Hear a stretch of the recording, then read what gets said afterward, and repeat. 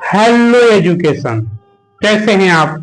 उम्मीद करते हैं जहां भी होंगे स्वस्थ होंगे, मस्त होंगे और अपने अपने पढ़ाई को बेहतर करने का प्रयास कर रहे होंगे। आइए, क्या आज से जो है ट्रांसलेशन की एक श्रृंखला शुरू हुई है, जिसका आज प्रथम क्लास है। यह रेगुलर जो है ट्रांसलेशन का एक वीडियो आता है और शुरू करके जो इसको लास्ट करना है। आप इस श्रृंखला में शुरू से बने रहिए। यदि आपको भी ट्रांसलेशन संबंधित कोई शिकायत है, आपको नहीं आता है, तो इस श्रृंखला के साथ आपकी समस्याएं दूर हो जाएंगी। शुरू करते हैं। आज का वीडियो जो है दिस दैट पर आधारित है। दिस दैट, सी और ही, इसका प्रयोग कहां किया जाता है, किन परिस्थितियों में दिस का प्रयोग करते हैं, किन परिस्थितियों में दैट का, कहां पे सी का प्रयोग हुआ और कहां पर ही का, जानते हैं। तो देखिए, सबसे पहले है कि THIS, इसको डिस पढ़ते हैं। डिस का मतलब होता है यह, या सजीव हो या निर्जीव हो, लिविंग थिंग हो या नॉन लिविंग थिंग, यह के लिए इंग्लिश डिस लिखा जाता है। लेकिन वहीं जब बात आएगा वह का, तो वह के लिए तीन इंग्लिश का प्रयोग किया जाता है। तीन वर्ड होते हैं वह के लिए। पहला है THAT, दैट। दैट मीन्स होता है वह, कब, जब निर्जीव वस्तु हो तब। वह का प्रयोग पर दैट का प्रयोग तब करते हैं जब निर्जीव वस्तु हो। वहीं SHEC, सी मीन्स होता है वह, कब, जब स्त्रीलिंग का बोध हो, कोई स्त्री जाति का वस्तु हो। और HE, ही मीन्स होता है वह, कब, जब पुल्लिंग का बोध हो। सिंपल है, निर्जीव रहे या सजीव रहे, यह रहेगा तो यह का इंग्लिश दिस लिखेंगे। वह का तीन इंग्लिश होता है, दैट, ही और सी। दैट प्रयोग करते हैं निर्जीव के लिए, ही का प्रयोग किया जाता है पुल्लिंग के लिए और सी का प्रयोग किया जाता है स्त्रीलिंग के लिए। जैसे यहां पर अब दिया हुआ है कि यह गाय है, और ध्यान रखिएगा इसके साथ ही जो है यहां पर जो है ही हो, सी हो, दिस हो या दैट हो, सबके साथ जो है ऑक्सिलरी वर्ब IS, इज का प्रयोग किया जाता है। इसके साथ हेल्पिंग वर्ब इज का प्रयोग किया जाता है। और अब ध्यान रखिएगा, यहां से यह गाय है तो यह कहोगे आप जानते हैं THIS, दिस। और दिस के साथ किस ऑक्सिलरी वर्ब का प्रयोग करते हैं, इज का। ध्यान रखिएगा, दिस, दैट, सी और ही सबके साथ जो है इज का ही प्रयोग करते हैं। तो दिस के बाद लगाएंगे इज और गाय का हो गया काऊ। ठीक है। फिर कहता है वह घड़ी है, तो जैसे ही वह आएगा हमारे दिमाग में तीन बातें आएंगी, दैट, ही और सी। तो देखेंगे कि वो क्या है। देखिए, वह घड़ी, घड़ी क्या है, घड़ी सजीव है कि निर्जीव है, तो घड़ी निर्जीव है। निर्जीव है तो वहां दैट का प्रयोग होगा, वह घड़ी है, दैट। दैट के बाद हेल्पिंग वर्ब क्या लगना है, इज। घड़ी का हो जाएगा WATCH, वॉच। ठीक है। आगे है वह सीता है, फिर वह आ गया। और सीता, सीता क्या है, स्त्रीलिंग है कि पुल्लिंग है, तो सीता जो है एक स्त्रीलिंग लड़की का नाम है। तो सीता स्त्रीलिंग है, वह है तो वह के लिए क्या लगेगा, सी, क्योंकि स्त्रीलिंग है। ध्यान रखेंगे, सी इज सीता। और आगे है वह बैल है, वह बैल है। देखिए, वह है बैल, बैल अब सजीव भी है, लेकिन बैल पुल्लिंग है कि स्त्रीलिंग है, तो बैल पुल्लिंग है। पुल्लिंग है तो वहां पर ही लगेगा।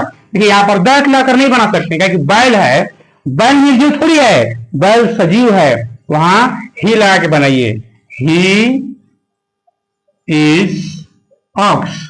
उम्मीद करते हैं जो है आपको यह समझ में आया होगा। अब जो हम लोग इसका इंट्रोगेटिव देखेंगे या निगेटिव देखेंगे। चलिए, निगेटिव सेंटेंस कहता है जब हिंदी वाक्य में ना, नहीं या कभी नहीं का प्रयोग हुआ हो। जो हिंदी लिख के आता है उसमें अगर ना, नहीं और कभी नहीं लिखा हुआ हो तो उसे हम निगेटिव सेंटेंस कहते हैं। वही बात लिखा हुआ है निगेटिव। निगेटिव पहले समझते कैसे हैं कि निगेटिव है, तो कहता है कि जब हिंदी वाक्य में ना, नहीं और कभी नहीं का प्रयोग होता है तो उसे जो है निगेटिव सेंटेंस कहते हैं। जब हिंदी लिख कर आएगा तो उसी में जो है नहीं, ना या कभी नहीं लगा रहता है तो उसे निगेटिव कहते हैं।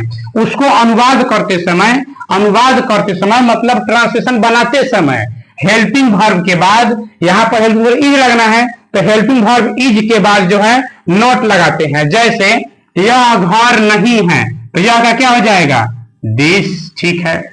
अब इसमें तो हेल्पिंग वर्ब इज लगना है, और इसी के बाद जो है जो नहीं लगा है ना, इससे निगेटिव हो गया। जो नहीं लगा है इसलिए इस सेंटेंस क्या हो गया, निगेटिव हो गया। इसमें जो है हेल्पिंग वर्ब के बाद जो है नॉट लग जाएगा, और घर का हो जाता है हाउस, HOUSE। अगला है कि वह बैल नहीं है। अब देखिए, जब बैल है और ही है तो क्या लगाइएगा, दैट की ही किसी, ही, क्योंकि बैल है तो पुलिंग है और सजीव है तो ही लगाएंगे, तो यहाँ पर ही लगेगा। He is not ox. यह कहता है वह छाता नहीं है। यहाँ पर छाता निर्जीव है, जब निर्जीव रहता है तब दैट का प्रयोग करते हैं। तब यहां लिखेंगे दैट इज, और इज के बाद भी नॉट लगाना है। Not umbrella, UMBRELLA। और वह गाय नहीं है। देखिए गाय है तो गाय स्त्रीलिंग है और गाय सजीव है, इसीलिए सी का प्रयोग करेंगे। तो यहां आएगा सी इज नॉट काउ। उम्मीद करते हैं आपको जो है निगेटिव सेंटेंस समझ में आया होगा। चलिए आगे हम देखते हैं कि इंट्रोगेटिव सेंटेंस। तो सबसे पहले है कि इंट्रोगेटिव सेंटेंस किसको कहते हैं, जब हिंदी वाक्य के सबसे पहले क्या आ जाए, अर्थात हिंदी वाक्य शुरू ही होगा क्या से, शुरू होगा किस चीज से, क्या से, तो उसको बोलते हैं इंट्रोगेटिव सेंटेंस। और इसका अनुवाद करते समय उसके साथ जो हेल्पिंग वर्ब लगना है, जैसे यहाँ पर इज लग रहा है, उसको बाहर लिखते हैं, सबसे पहले इज का प्रयोग करके बनाएंगे। जैसे लिखा हुआ है कि जब हिंदी वाक्य में सबसे पहले क्या रहता है, क्या रहता है, क्या, सबसे पहले क्या रहता है, तो उसे जो है इंट्रोगेटिव सेंटेंस कहते हैं। और इसका ट्रांसलेशन करते समय, अनुवाद बनाते समय सबसे पहले हेल्पिंग वर्ब लिखा जाता है। जो हेल्पिंग वर्ब यहाँ पर इज लग रहा है उसको पहले लिखेंगे।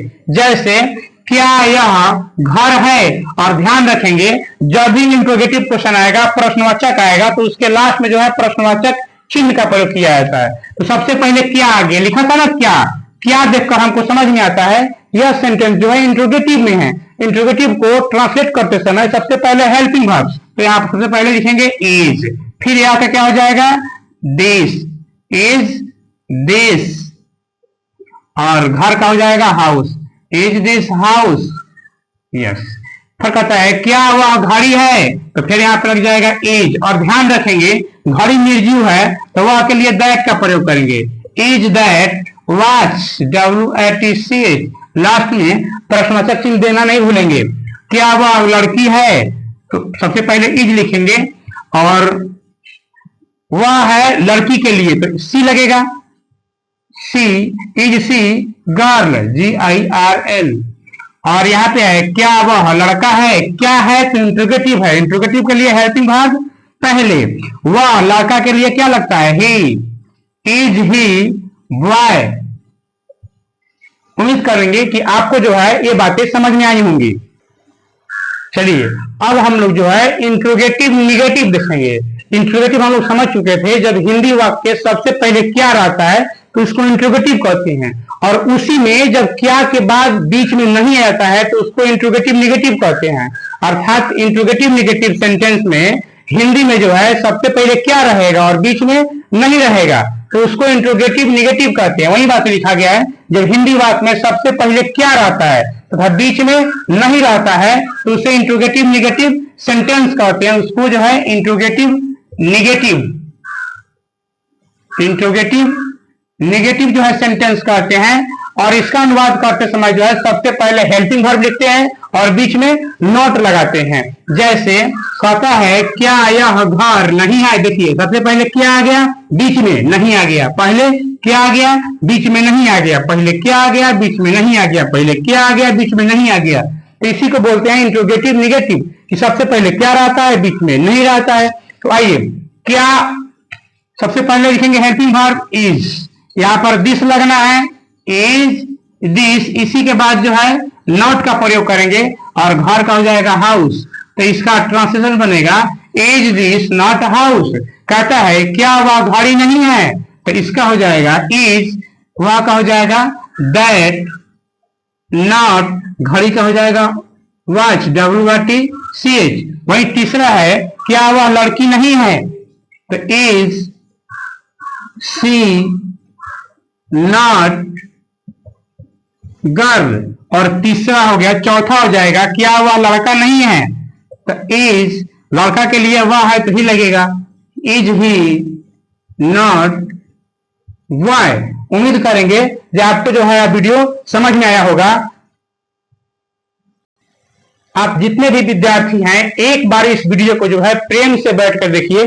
हमको विश्वास है कि आप ध्यान से इसको देखिएगा तो आपको बेहतर से समझ में आएगा। मिलते हैं फिर अगले वीडियो में।